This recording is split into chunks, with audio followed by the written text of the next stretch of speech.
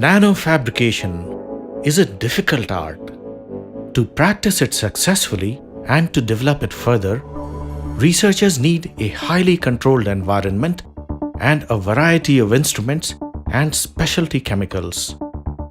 The National Nanofabrication Center of the Center for Nanoscience and Engineering provides these to Indian researchers as they endeavor to create new nano devices and process technologies for future applications. But how does the NNFC create the precisely controlled, near-perfect conditions for carrying out sensitive processes? These could go wrong even with the minutest amount of dust, vibrations, electromagnetic interference, ultraviolet light, or other disturbances. The secret lies in several carefully designed and meticulously implemented systems and architecture, invisible to researchers in its work base. These make the NNFC what it is, a state-of-the-art nanofabrication facility comparable to the world's best. The design features that lend the NNFC its stunning contemporary profile were many months in the making. Its core design team spent nearly 3 years in planning, consulting, and detailing to outline its major constituent systems. These are summarized in a conceptual design document which served as the blueprint for the NNFC's construction over another 3 years. In this module of the guided tours of the NNFC, we will learn how the facility manages the large number of gases required during its daily operations. Professor Srinivasan Raghavan, a member of the NNFC's core design team, will walk us around the facility, pointing to the important features of the gas management system and explaining related design issues. As we begin the tour, let's understand why the nanofab needs gases at all, and what are, at the broadest level, the main design challenges in the provision of these gases. Any world-class nanofabrication facility, especially such as this one in an academic setting, it needs to be flexible to enable a number of processes, just like a good kitchen. And what it means from a gas perspective is to have a number of gases that will enable these many processes, just like you need many ingredients from all over the world to cook up many good dishes in any nice kitchen. So the first task that confronted the team that designed this clean room was to find out what are all the processes that we would need and to come up with a list of gases. So we put our heads together and came up with a list of around 30 odd gases. These gases are very dangerous, some of them are very corrosive, some of them are very inflammable, and so there is very little margin for error, because even if there is a small leak, it could kill many people or it could burn this whole place down. So once we came up with this list of around 30 odd gases, we then had to come up with a proper mechanism to store them, a proper mechanism to transport these gases over this 10,000 square foot clean room, a proper way of exhausting them, and a proper way of monitoring this entire gas network to ensure that it is safe. Let's take a closer look at the first design challenge, the storage of gases. Designing appropriate storage for a gas depends upon its properties. Broadly, we have two categories of gases: bulk and specialty. All but one of the bulk gases are stored in the utilities building, and all but one of the specialty gases are stored in the NNFC on its mezzanine floor. Let's join Professor Raghavan on the mezzanine floor perimeter walkway, where the specialty gas cabinets are located. We are in the mezzanine floor of the clean room building, and this is where all the toxic and specialty sources other than silane that are present in small quantities are kept in the hooked up state in these gas cabinets. Since these sources are very dangerous, these gas cabinets are continuously exhausted through these exhaust ducts that you see up here, so that even if there is a small leak, it will get sucked in there where it gets diluted immediately below poisonous levels. In addition, there are sensors inside these gas cabinets that are constantly monitoring the environment here, so that even if there is a small leak, it will immediately shut down the gas cabinet. Now, some of these sources are so dangerous. For example, 50 ppm of phosphine, that is 100,000 the amount of oxygen that is there in the atmosphere, will kill you instantly. And 5 ppm phosphine, that is 1 million the amount of oxygen in the atmosphere, will maim you. Hence, even when we are cracking open the cylinders to load them, we have to put on self-contained breathing apparatus so that we can hook them on safely.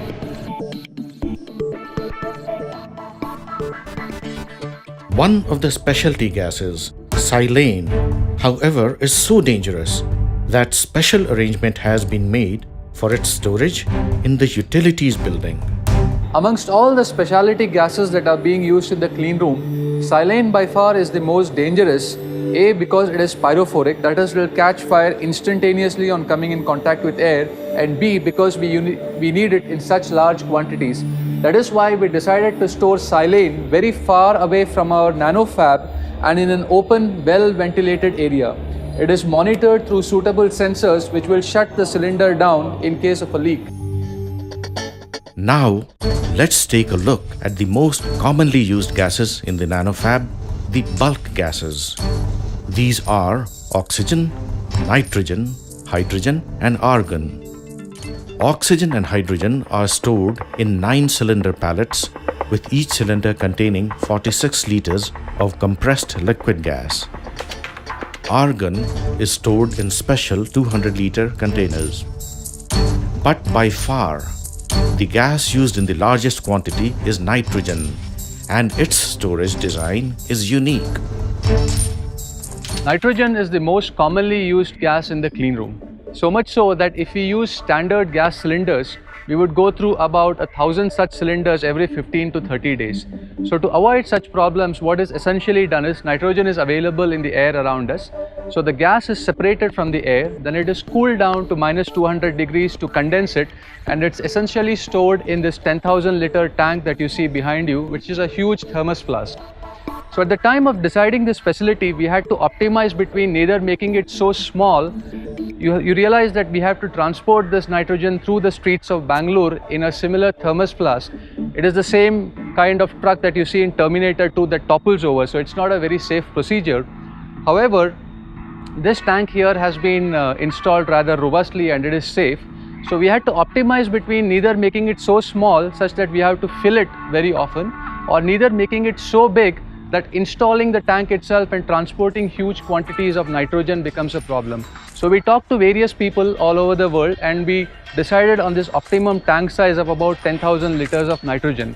Now what we have essentially behind us is similar to the liquefied petroleum gas cylinder that you have at home, whereby you have a liquid source of gas and at the flip of a button, you have all the nitrogen gas that you want inside the clean room.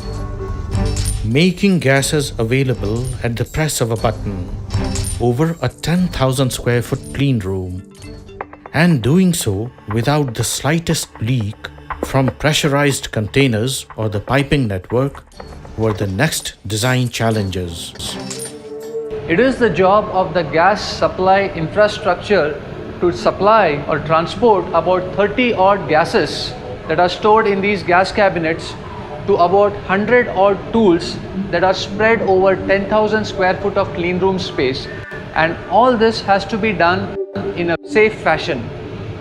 In order to do that, gases are first transported from these gas cabinets through these lines into these valve manifold boxes. The pressure is stepped down from about 50 times atmospheric pressure in these gas cabinets to about 5 times in there, and then in turn to about 2 times atmospheric pressure in these valve manifold boxes. It is somewhat like the power that comes to your house, where the voltage is stepped down from the time it's produced in the substation. Now, since this transport has to be done in a safe fashion, the entire network is monitored by 30 odd sensors that look at 120 locations in the clean room, and anytime there is a leak, these sensors will trigger an alarm that will shut down the entire gas supply network. In addition, the toxic sources in particular are supplied through a system called as a coaxial tubing system, where the gas is inside the inner tube, and in order to be particularly safe, we even monitor the space between the outside and the inside tube using these pressure switches. Now the space in between the outside and the inside tube is evacuated, and therefore anytime there is a leak there will be a rise in pressure, and these pressure switches will trigger an alarm, as will be demonstrated now. That's the alarm, and when this alarm is triggered it will shut down the entire gas facility.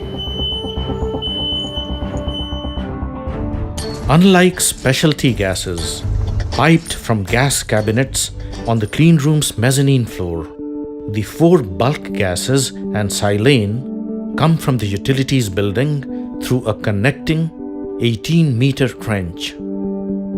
Right now we are standing on top of the clean room building. To my right here is the building that houses all the utilities that support the clean room. They include the makeup air units, the chillers, the chilled water unit, the house vacuum, the process vacuum, the compressed dry air, the uninterrupted power supply unit, the distilled water unit, the effluent treatment plant, and all the bulk gases. And all these utilities are routed from the utility building into the clean room through that trench that you see down there. They enter the clean room under the raised access floor, and then they are distributed around the clean room. Let's peek into the trench and see how numerous utilities and gases pass through it. We are standing in the utility building, and this is the trench that connects the utility building to the clean room. It is made up of 2 parts.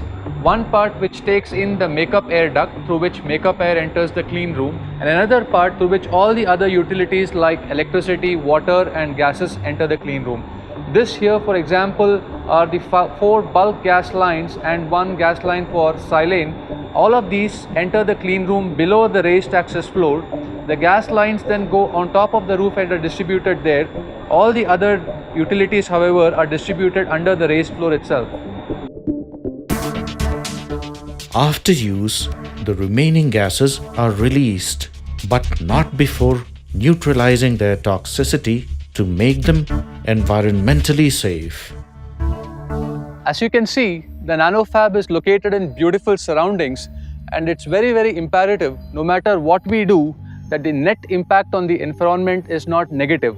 So it's very essential from a safety as well as an ecological point of view that the gases and vapors we use in the clean room are scrubbed before they are released into the atmosphere.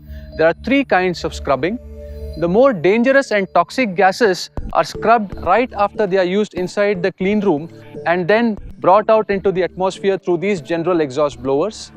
The acid and alkaline vapors are scrubbed in this wet scrubber here, whereas the organic vapors are scrubbed in this dry scrubber here by passing them through an activated charcoal bed.